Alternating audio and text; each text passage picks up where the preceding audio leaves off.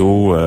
D'avait débranché les couveuses. Qui avaient jeté les bébés sur le plancher froid. Des barbares. Et là, il y avait le témoignage d'une infirmière au Congrès américain, mais en fait, cette infirmière... En larmes, oui, en pleurs. Mais on a su après... que c'était la fille de l'ambassadeur du Koweït. Aux États-Unis. Oui. Un détail. Mais le mal était fait. Oui. Les G.I. Joe étaient rendus sur le sol. Et puis les goélands englués dans le pétrole qui venaient de, je sais pas, de Norvège ou je sais plus où. Puis... Comment dites? Action Mobile. C'est ça. Ben oui. Mais ils nous avaient fait le même coup avec la guerre au Kosovo, avec la firme de raison publique Rutherford. Oui. Même crime de magouille. Oui. Mais qu'est-ce que tu veux? C'est un processus de mystification des masses. Et notre ami Eddie Burney a qui tenir.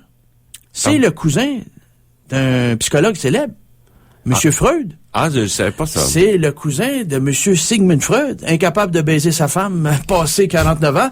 Il descendait dans le sol pour baiser sa bonne. Mais ça, c'est une autre histoire. Non, mais il y avait des caméras à l'époque, et puis ça, c'est documenté. Mais ça, qu'est-ce que je te dis? Alors, on sait pas à quel point ces théories relèvent de sa culpabilité mal assumée. Incroyable. C'était dégueulasse. Non, mais, Richard, on voit le processus qui se met en place depuis pratiquement le début de la Première Guerre mondiale, dans l'entre-deux-guerres. Il tombe en veilleuse, ces chantres du néolibéralisme avec le conflit armé. Il y a la période des 30 glorieuses. Il y a la période de comme on dit, de fermentation. Ouais, c'est ça, d'incubation des idées, si on voudra. Et puis, le consommateur est roi. Et puis, surtout en Occident, on s'entend, là, c'est pas à l'échelle du globe. Et là, subitement, écoutez, rappelons-nous, Kennedy, c'était des mesures keynésiennes qu'il a appliquées. Lyndon Baines Johnson, The Great Society, c'était une reprise finalement du programme de Monsieur John F. Kennedy. Alors, lui avec, on l'a traité à un moment donné pratiquement de socialiste et puis tout ce que tu voudras, mais il a fait strictement un mandat. Il est débarqué en 68, puis arrive Nixon. Les républicains, à un moment donné, qu'est-ce qu'ils disent en 70? Aujourd'hui, nous sommes tous keynésiens. L'establishment, il a donné son Watergate. 2 ans après. Oui, puis en plus, il y a eu le temps de complètement, justement, à mettre à terre le système monétaire international. Et tu parles de la date fatidique, c'est 15 août 1971 dans ton documentaire. C'est très, très important, cette date charnière, hein? Oui, pour comprendre. Vraiment, c'est à partir de ce moment-là où les États auront plus le contrôle au niveau de leur monnaie. Oui, puis des flux de capitaux, etc.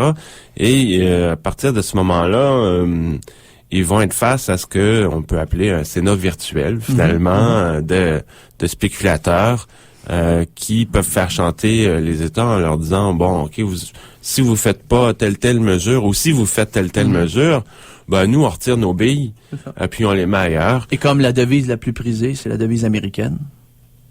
Oui. Les pays, ils n'ont In God we trust, others pay cash. Ouais, c'est à peu près cela. Hein? In God we trust, others pay cash. Voilà.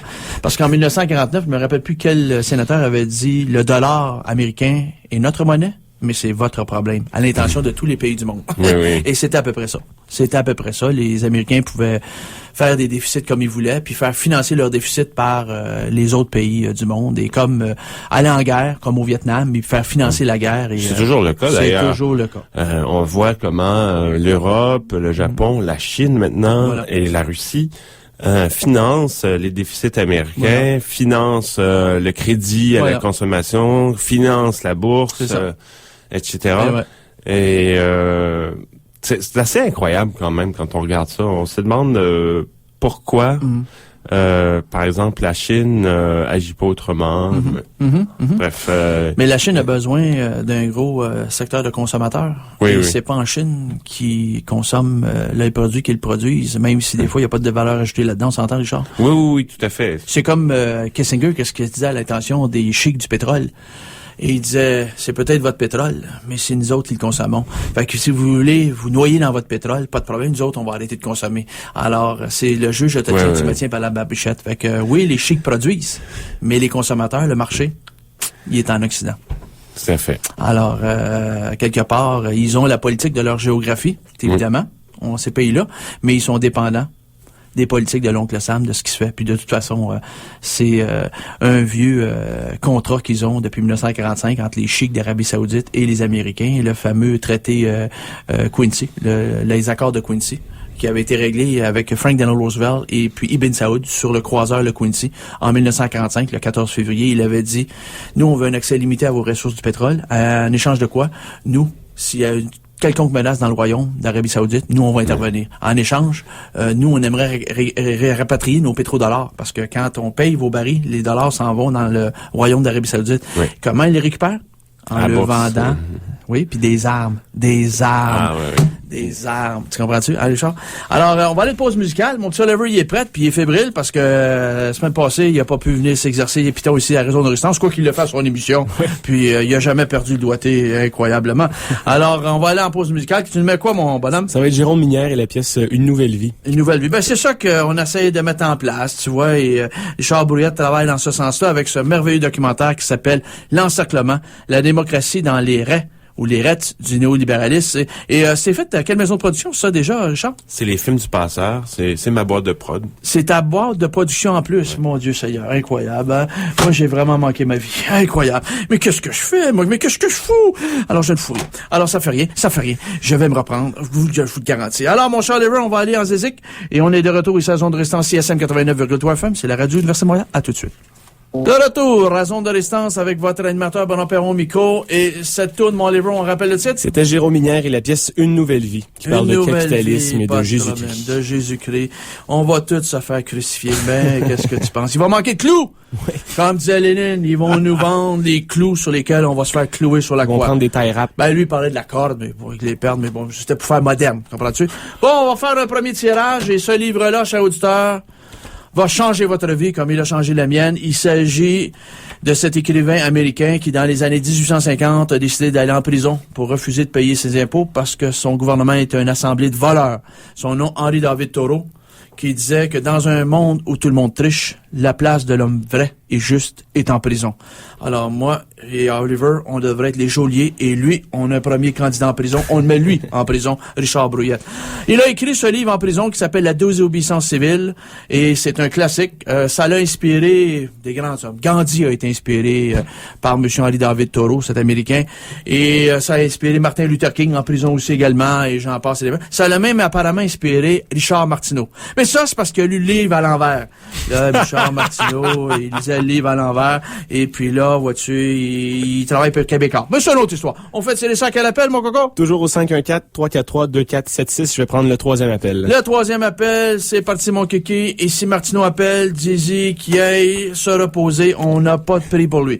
Toujours en studio avec Richard Brouillette, auteur et cinéaste. Comment est-ce que cinéaste, l'encerclement, la démocratie dans les rêtes du néolibéralisme, avec sa propre maison d'édition, Les Films du Passeur. Les Films du Passeur. Bravo, écoute, c'est génial. Et la critique a été très positive pour ton documentaire. Hey, puis c'est pas juste 60 minutes, ton documentaire. C'est 160 minutes. C'est 160 minutes, cher auditeur, c'est 2h40 minutes. Un détail. Alors, par contre, vous vous rendrez même pas compte, c'est sur 2 DVD à l'intérieur. Un de 80 quelques minutes, puis l'autre de 70 de mémoire. 75-85. Une affaire comme ça. J'ai regardé ça, moi, hier, et je n'ai pas du tout trouvé de longueur. Et c'est très agréable à regarder chez l'auditeur. Maintenant, on a parlé de la Société du Mont-Pèlerin, Richard. On a parlé, en fin de compte, on a un organisme qui va essaimer pour promouvoir le néolibéralisme. C'est presque tous des économistes dans la Société du Mont-Pèlerin. Il y en a qui vont dire que c'est une société secrète. Mettons que c'est une société qui a des secrets. Beaucoup de secrets parce qu'elle est très discrète. Tout à fait. En Suisse. Et ces gens-là, ils vont installer une déferlante néolibérale, qui pour moi est un archéolibéralisme. C'est un vieux libéralisme, mais il faut le mettre au goût du jour. On a, en 1971, l'abandon de la convertibilité de l'or avec le dollar américain. Et ça envoie une onde de choc à la grandeur du globe, parce que toutes les monnaies du monde sont ajustées sur la devise américaine, qui est, depuis la Seconde Guerre mondiale, la devise la plus recherchée, la plus prisée. Et là, à ce moment-là, on a un pullulement. Mais là, carrément, un pullulement commence. Beaucoup dans les années 70, Richard, de think tank. Ouais. C'est quoi un think tank? Un think tank, c'est un organisme, on pourrait traduire littéralement ça par réservoir d'idées. C'est ça. Donc, c'est une espèce d'organisme qui fait des recherches. Souvent, ils cherchent ce qu'ils ont déjà trouvé. Ouais. c'est sûr qu'il y en a certains qui sont à gauche, mais la grande majorité est plutôt à droite. En tout cas, ceux qui sont à gauche, ils n'ont pas beaucoup de financement. Non, c'est ça. Parce que ceux qui sont à droite, ils sont financés.